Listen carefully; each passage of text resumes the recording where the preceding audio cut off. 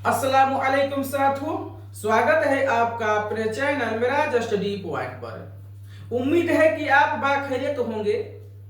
आज से हम शुरू करने वाले हैं उर्दू ग्रामर को, जो बेसिक लेवल से शुरू की जाएगी।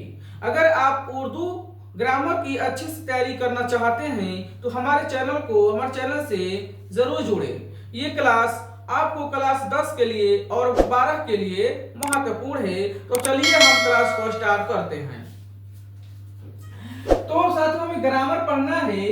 कवायद का माने होता है ग्रामर। कवायद के माने होता है ग्रामर, और इसी को हम हिंदी में व्याकरण कहते हैं, उर्दू में कवायद कहते हैं और इंग्लिश में ग्रामर कहते हैं। यानी ग्रामर वह होता है कि जिसमें हम किसी भी भाषा को सही से लिखने, पढ़ने, समझने और बोलने के लिए हम नियमों को पढ़ते हैं। कवायद का माने हो, कवायद बना है कायदा से, कवायद बना है कायदा से, और कायदा का माना होता है नियम और कानून। यानी कि किसी भी भाषा को शुद्ध पढ़ने के लिए, लिखने के लिए, समझने के लिए जो नियम और कानून बनाए गए होते हैं उसे हम कवायद कहते हैं, उसे हम व्याकरण और ग्रामर कहते हैं। हमें पढ़ना है उर्दू कवायद, यानी उर्दू ग्रामर को पढ़ना है। इसके माने हुआ कि उर्दू भाषा को लिखने के लिए, पढ़ने के लिए, समझने के लिए जो नियम और कानून है उसे ही हम उर्दू कवायद कहते हैं। तो आपको समझ में आ गया होगा। तो अगला है कि उर्दू कवायद के 3 हिस्से होते हैं। उर्दू कवायद के कितने हिस्से होते हैं बच्चों? 3 हिस्से होते हैं। पहला है इल्म हिज्जा, दूसरा है इल्म सर्फ और तीसरा है इल्म नहव। तो इल्म हिज्जा में हम लेटर को पढ़ते हैं, अल्फाबेट यानी कि वर्णमाला को पढ़ते हैं। इल्म हिज्जा में हम हुरूफ तहज्जी के बारे में पढ़ते हैं, यानी कि लेटर्स के बारे में पढ़ते हैं। अगला है कि इल्म सर्फ। तो इल्म सर्फ में हम पढ़ते हैं पार्ट ऑफ स्पीच, यानी लफ्जों के बारे में पढ़ते हैं। संज्ञा, सर्वनाम, विशेषण, वर्ब, क्रिया इत्यादि के बारे में हम पढ़ते हैं। तो इसमें होता है यानी कि इल्म सर्फ में किससे बहस होती है? लफ्ज से बहस होती है, बामाना लफ्ज से बहस होती है। इल्म नहू में क्या होता है? इल्म नहू में कलाम यानी जुमले से बहस होती है। इल्म नहू में हम कलाम यानी सेंटेंस के बारे में पढ़ते हैं। तो चलिए हम अपने पहले भाग इल्म हिज्जा को समझते हैं। तो इल्म हिज्जा में हम क्या पढ़ते हैं? हुरूफ तहज्जी को पढ़ते हैं। किससे क्या पढ़ते हैं? हुरूफ तहज्जी को पढ़ते हैं। तो हुरूफ तहज्जी को इंग्लिश में क्या कहते हैं? हम अल्फाबेट कहते हैं, और हिंदी में हम वर्णमाला कहते हैं। वर्णमाला कहते हैं यानी अलिफ से लेकर या तक की जो हुरूफों की जो जमा होती है, जो संग्रह होता है ना, अलिफ से लेकर या तक को हम उसे हुरूफ तहज्जी कहते हैं। और हुरूफ तहज्जी किसी भाषा में एक ही होता है। इंग्लिश का होता है अल्फाबेट एक होगा, व्याकरण यानी कि वर्णमाला एक होगा। यानी किसी भी भाषा में हुरूफ तहज्जी यानी अल्फाबेट कितने होते हैं? एक होते हैं। यदि आप किसी बच्चे से पूछेंगे अल्फाबेट कितने होता है, वो कहेगा 26 होता है। इंग्लिश का लिहाज से वो 26 कहेगा, एक वो नहीं होता है। अल्फाबेट माने कि अल्फाबेट होता है लेटरों का समूह, ग्रुप ऑफ लेटर होता है। यानी कि इस अल्फाबेट के अंदर 26 लेटर होते हैं। इंग्लिश की बात करें तो 26 लेटर होते हैं, लेकिन एक समूह तो एक ही है ना। इसी प्रकार हुरूफ तहज्जी में 36 लेटर होते हैं। उर्दू में 36 लेटर होते हैं, यानी कि अलिफ से लेकर या तक हुरूफों की जमा क्या कहलाती है? हुरूफ तहज्जी कहलाती है। तो हुरूफ तहज्जी को हम जानेंगे तो 36 होते हैं। तो हुरूफ तहज्जी में अलिफ, बा, पा, ता, टा, डाल इत्यादि सब आप जानते होंगे 36 होते हैं। अगला है कि 2 चश्मी वाला हुरूफ। 2 चश्मी वाला हुरूफ यानी कि 2 चश्मी इस प्रकार से बना होता है, और इसमें कौन सा हुरूफ कितने हुरूफ जुड़ते हैं? ऑब्जेक्टिव पूछता है कि 2 चश्मी कितने हुरूफ से जुड़ता है? तो 14 हुरूफ से जुड़ता है। और ये 14 हुरूफ ये है: बा, बे, पे, ते, टे, जीम, चे, दाल, रे, काफ, गाफ, नून, लाम, मीम। यदि हम जाने कि इसका इस्तेमाल क्या है, तो जैसे हम इंग्लिश में पढ़ते हैं ना भा, हम इंग्लिश में पढ़ते हैं जैसे भा पढ़ते हैं तो भा को कहते हैं BH। क्या कहते हैं? BH। तो उसी प्रकार हम उर्दू में लिखते हैं बा 2 चश्मी, भा। देखने में तो दो हरूफ लग रहा है, एक बे लग रहा है, एक हे लग रहा है, यानी देखने में तो दो लग रहा है, लेकिन जब इसको कंबाइन करेंगे तो ये भ बनता है। क्या बनता है? ये भ बनता है। इसी प्रकार भा, फ, थ, थ, झ, छ, ध, ढ, ढ़, ख, घ, न, ल, म। यानी कि दुचस्मी जो हुरूफ होता है ये 14 हुरूफों में जोड़ता है। तो साथियों, हमने हुरूफ तहज्जी के बारे में जाना कि हुरूफ तहज्जी क्या होता है। तो अब चलिए, अब हम इसके अगले पाठ पढ़ते क्या, अगले मतलब कि हम एराब के बारे में पढ़ेंगे, कुछ महत्वपूर्ण बिंदु है उसके बारे में हम जानेंगे। तो चलिए शुरू कर बताते हैं आपको।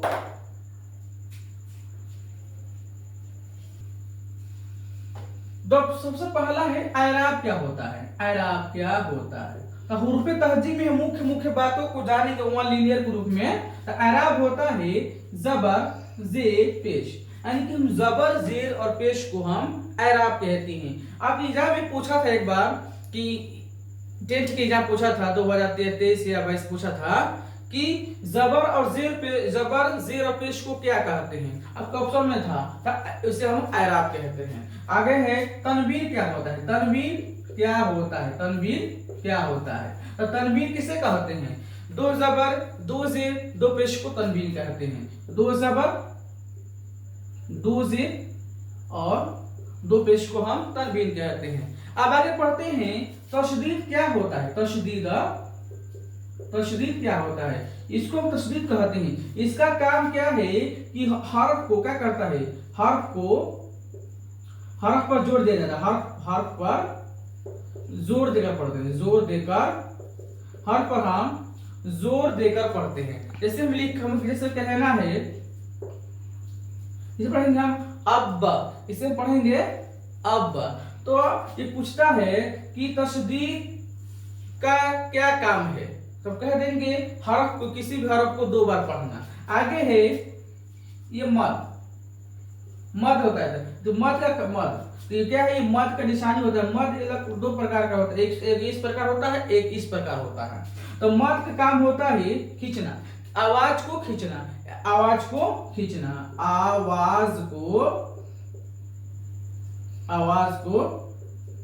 खींचना, यानी कि इसका काम, मद का काम है आवाज को खींचना। इसे हम तशदीद और मद को हम अलामत भी कहते हैं। क्या कहते हैं? अलामत भी कहते हैं। अब हम चलते हैं कि अलिफ कितने प्रकार का होता है, वाव कितने प्रकार के होते हैं। तो देखिए, यदि हम बात करें अलिफ की बात करें तो अलिफ की 2 किस्में होती हैं। कितनी किस्में होती हैं बच्चों? 2 किस्में होती हैं। एक होता है अलिफ मकसूरा होता है, और दूसरा होता है अलिफ ममदूदा। क्या होता है? अलिफ ममदूदा होता है। अलिफ मकसूरा किसे कहते हैं? जिस अलिफ पर मद ना हो, जिस अलिफ पर मद ना हो उसे हम अलिफ मकसूरा कहते हैं। क्या कहते हैं साथियों? अलिफ मकसूरा कहते हैं। जैसे असर, अनवर, अकबर इत्यादि। देखिए इस अलिफ पर क्या है? इस अलिफ पर कोई मद नहीं है, यानी कि जिस अलिफ पर मद ना हो, यानी कि हम जिस अलिफ को खींच कर नहीं पढ़ते हैं, यानी जिसमें आ की आवाज ना हो, तो उस अलिफ को हम अलिफ मकसूरा कहते हैं। अगला है अलिफ ममदूदा, यानी कि अलिफ ममदूदा होता है जिस अलिफ पर क्या मद हो, जिस अलिफ पर मद हो, यानी कि मद के माने होता है खींचना, यानी कि जिस अलिफ को हम खींच कर पढ़ते हैं, जैसे पढ़ते हैं आ खींच कर पढ़ते हैं, तो उस अलिफ को क्या कहते हैं? हम अलिफ ममदूदा कहते हैं। और इस अलिफ पर क्या होता है? मद होता है। जैसे कहते हैं आम, आज इत्यादि, ये होता है। एंड आपको उम्मीद है आपको समझ चुके होंगे। आगे चलते हैं, वाव की कितनी किस्में होती हैं। वाव की कितनी किस्में होती हैं? तो वाव की बात करते हैं हम। वाव की कितने किस्में होती हैं? आप ये समझ चुके होंगे।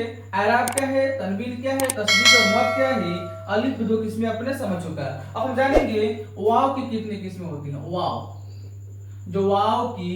वाव की कितनी किस्में होती हैं? तो वाव की किस्में होती है, वाव की 3 किस्में होती हैं। 3 किस्में होती हैं। पहला है वाव मजहूल, दूसरा है वाव मारूफ,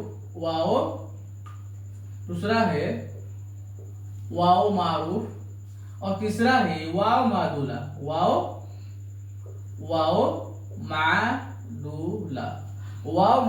तो वाव मजहूल क्या होता है? जिसमें वाव की आवाज को छोटी ऊ होती है, उस वाव को कहते हैं वाव मजहूल। यानी आप बात समझेंगे, यानी कि जिस वाव को खींचकर पढ़ते हैं, जिस वाव को खींचकर नहीं पढ़ते हैं, जिस वाव को खींचकर, यानी कि खींचकर नहीं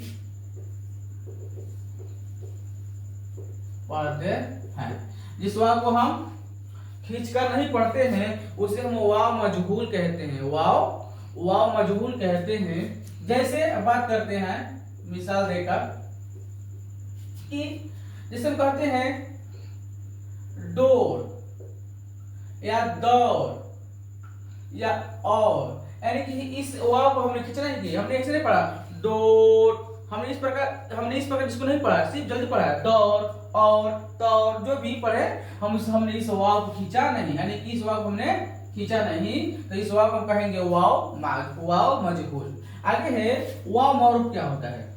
इसमें बात करते हैं यदि हम, तो इसमें जो वाव की आवाज होगी, साउंड होगा, क्या होगा? ओ होगा, यानी कि जहां भी दोर, मोर, शोर, जोर, होल जितना बात हो, इस वाव को हम कहते हैं वाव मजहूल। आगे बात करें हम, तो वाव मारूफ क्या होती है? यानी जिस वाव को हम खींच कर पढ़ते हैं, खूब खींच कर पढ़ते हैं, उसे हम वाव मारूफ कहते हैं। यानी वाव को खींच कर पढ़ते हैं, वाव को खींच कर पढ़ते हैं, वाव को खींच कर पढ़ते हैं। जैसे इसमें बात करें, इसकी साउंड कैसे होती है? वाव मारूफ की साउंड होती है बड़ी ऊ होती है। जैसे हम लिखते हैं खून, दूर, यानी कि जहां वाव बड़ी ऊ का मात्रा दे, उसमें वाव मारूफ होता है। जैसे खून, दूर, खूर, हो। आप समझ चुके। अगला है वाव मादूला, यानी वाव मादूला क्या होता है? जिस वाव को लिखा जाए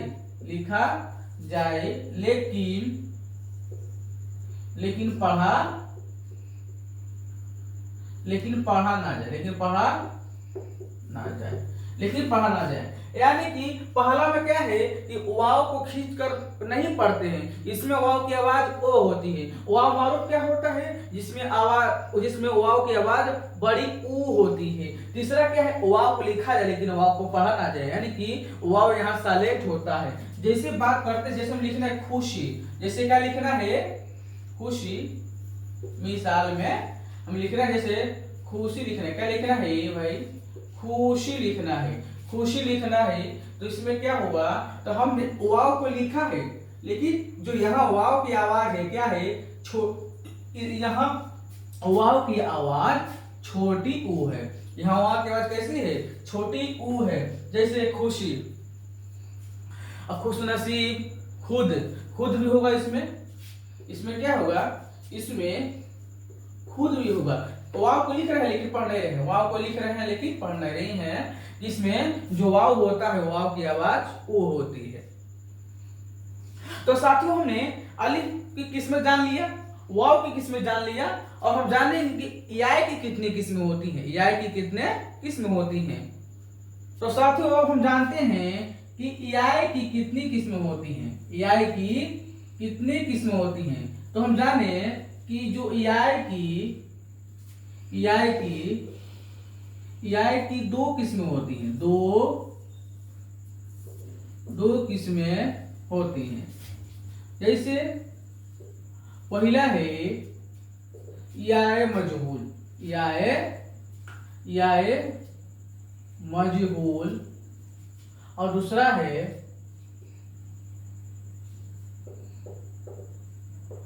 है EI मारूफ,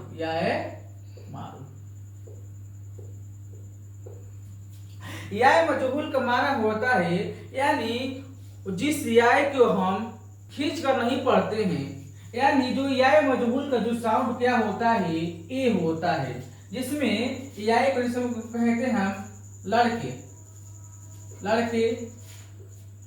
बकरे, छोकरे, यानी कि इसमें EI की आवाज कैसी आ रही है, इसमें EI की आवाज ए साउंड आ रहा है, यानी हम इस EI को क्या करते हैं, खींच कर नहीं पढ़ते, इस हम EI को खींच कर नहीं पढ़ते हैं, इस EI को हम खींच कर नहीं पढ़ते हैं। यानी कि EI मजहूल वो हुआ जिस EI को खींच कर नहीं पढ़ते। जैसे लड़के, बकरे, छोकरे, इसमें EI की आवाज ए क्या साउंड होता है।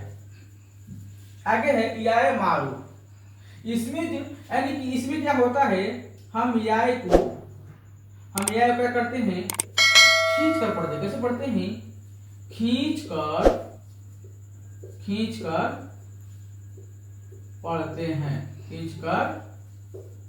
पढ़ते हैं, ठीक है। और जो इसमें जो EI की आवाज होती है, बड़ी ई की मात्रा होती है। जैसे कहते हैं लड़की, बकरी, यानी कि बकरी, जो यहाँ री की आवाज क्या है, ई, बड़ी ई आती है, इस EI को हम यहाँ ई के पढ़ते हैं। यानी बात करते हैं इस EI को कहते हैं क्या, EI मजहूल कहते हैं, और इस EI को हम कहते हैं EI मारूफ कहते हैं। जहां भी इस EI को देखें तो EI मजहूल, और इस EI को देखें तो EI मारूफ। तो साथियों हमने आराब के बारे में जाना, हुर्फ तहजी के बारे में जाना, और अलिफ की कितनी किस्में होती हैं, और वाव की किस्में, EI की किस्में, और कल की क्लास में हम जानेंगे जो हा होता है, गोल हा, ये जो हा होता है कितने तरह के होती हैं, और नून कितने तरह के होते हैं। उसके बाद आपका ये चैप्टर जो इल्मे हिज्जा है समाप्त हो जाएगा। तो साथियों उम्मीद है कि आपको ये वीडियो पसंद आया होगा। यदि आपको वीडियो पसंद आया है तो लाइक कीजिए, शेयर करें और कमेंट करें। किसी भी प्रकार की परेशानी है जरूर कमेंट करें, मदद की जाएगी। तो चलिए तब तक के लिए मिलते हैं अगले क्लास में। जय हिंद, जय भारत, इंकलाब जिंदाबाद।